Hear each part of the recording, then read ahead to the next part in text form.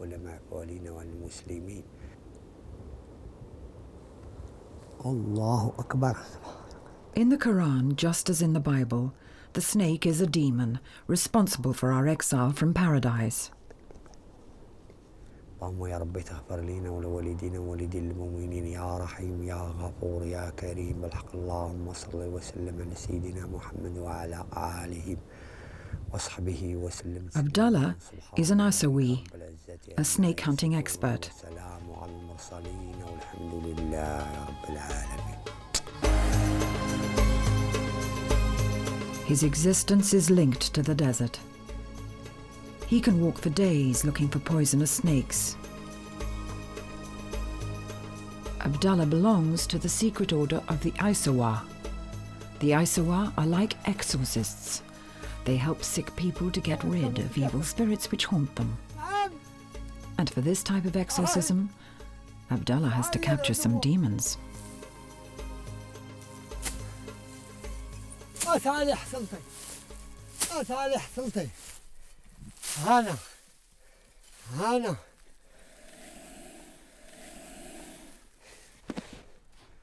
جاي حصلتي الكفرة بالله لا In this country, snakes are jinns, or evil spirits. أنا عرضت لك مولي عبد القادر ها اللي مرفدي بالعار ويجري بحساب الشرفة ويجري بحساب المجد برا محني يا مولات الكاثريفو يا اللي خارجة قاتل أبوها الكافرة بالله. Abdullah implores this desert snake to be conciliatory. شوف من آخرها قداش شوف العفريتة شوف.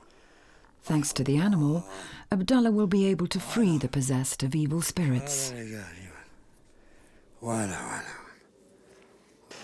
أنا الكفرة بالله خصك تجبدي.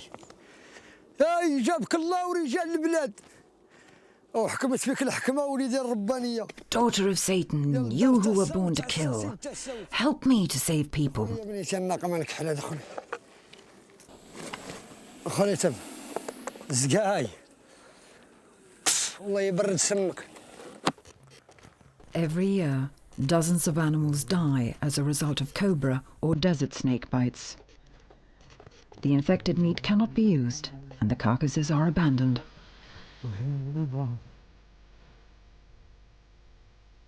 Snakes like this horned viper are considered to be harmful. Abdullah is often called upon to get rid of these dangerous creatures which infiltrate villages.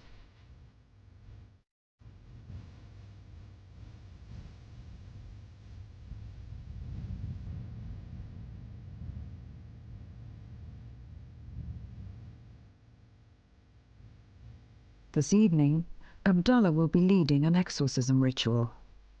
A woman possessed by a mysterious illness has asked the Isawa to free her of her demons.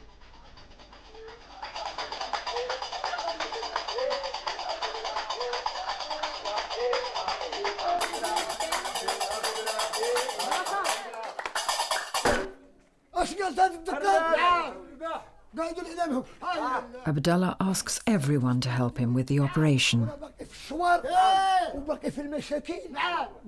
The evil spirits have to be invoked before being able to confront them.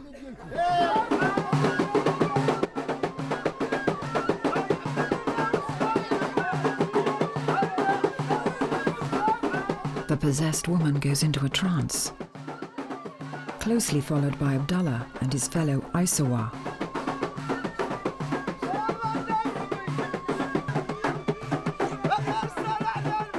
Once the evil spirits have been invoked, Abdullah cuts up a demon to show the Isawa's superiority over the forces of evil.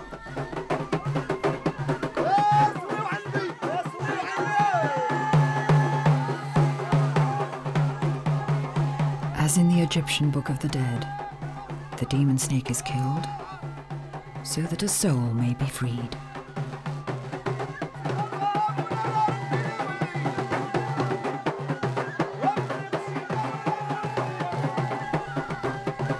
The ceremonies continue deep into the night.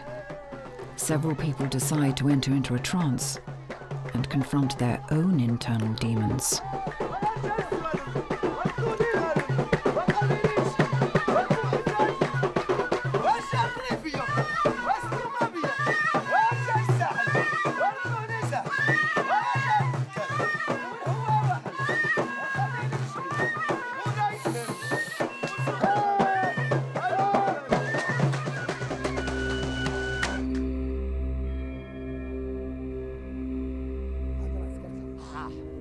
Imagine the amazement of early European explorers upon discovering the existence of these rituals. Colonialists and missionaries talk about pure witchcraft and demon-like satanic customs.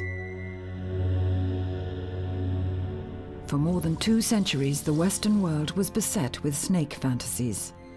The press invented monstrous snakes, treacherous, native and diabolical, terrifying creatures capable of swallowing up innocent souls.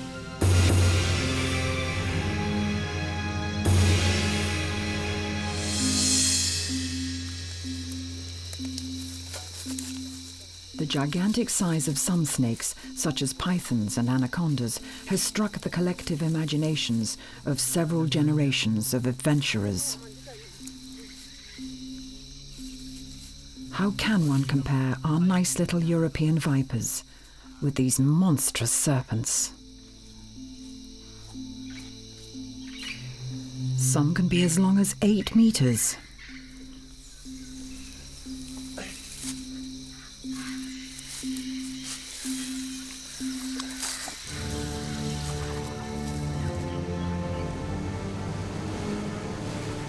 During the same period, other gigantic snakes seem to have haunted the water.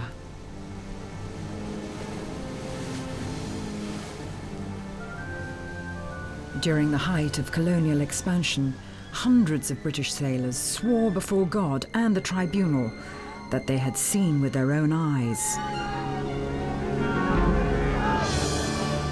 the beast, the great sea serpent. One American prophet-seeker scientist had no qualms about creating false skeletons to attract crowds. The sea serpent was a subject of fascination. This incredible animal reminds one of another biblical demon, the Leviathan.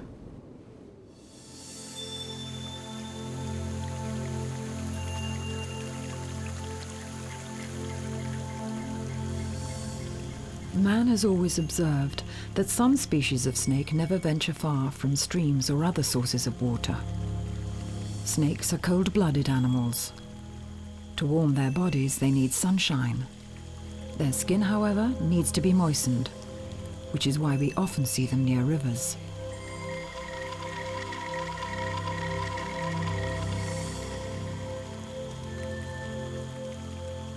For some peoples, the snake has therefore been closely associated with water, both terrestrial and subterranean, lakes and rivers, but also heavenly water, especially rain, so crucial to harvests and the survival of man.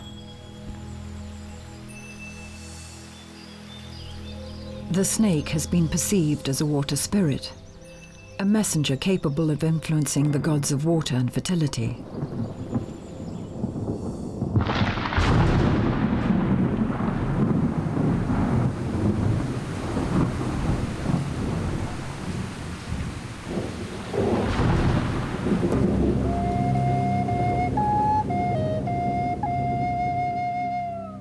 In the early 20th century, a sacred ceremony associating snakes with praying for rain was filmed.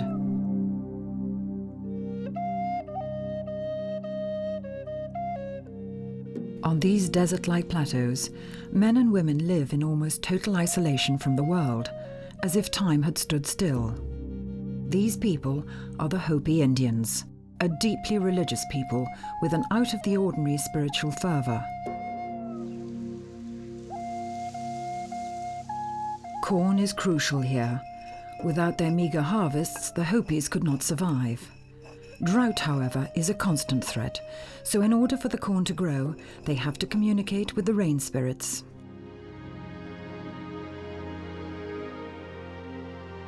In the early 1900s, the renowned American photographer Edward Curtis attended one of the most important Hopi ceremonies, the sacred snake dance.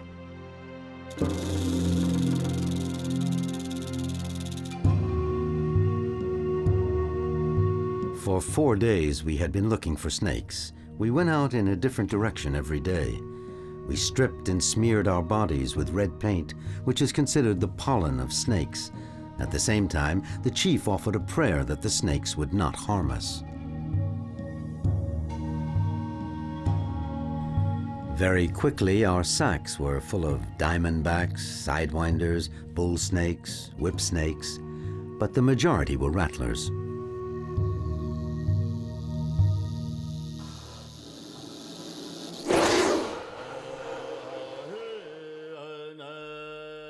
Back in the village, the snakes were placed on a sacred spot, the kiva. The snakes were treated like special guests. They were sung to, washed, fondled, and readied for the ceremonial dance to invoke the gods to provide rain. In front of the hut where the snakes had been placed, the priest of the clan had set up a board which symbolized the passage between two worlds. Soon after Edward Curtis's visit, other Americans began to flock to these small Hopi villages. Less respectful visitors who considered the snake dance as a tourist attraction. These images go back to 1915 and are among the last of these dances to be filmed. In the mid-1920s, after a series of terrible droughts and very difficult negotiations with the United States government to keep their lands, the Hopi Indians decided to forbid filming of their dance by strangers. This ritual continues today, but it is sheltered from curious eyes. The dancers cross the gate between this world and the one on high, symbolized by the wooden plank. Each dancer, with a snake in his mouth, goes around the area several times.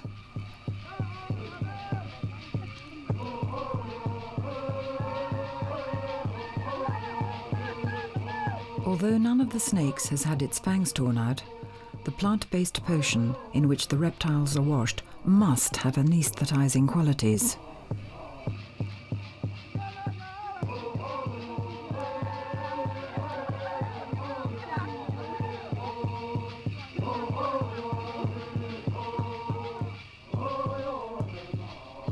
To the Hopi Indians, snakes are messengers.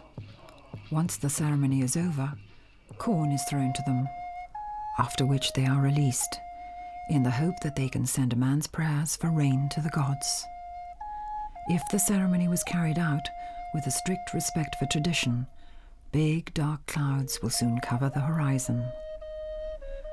The Hopi's incantations will have been heard, and rain will make their lands fertile. The Hopis attribute magical powers to snakes, as well as a supernatural ability to communicate with forces beyond our knowledge.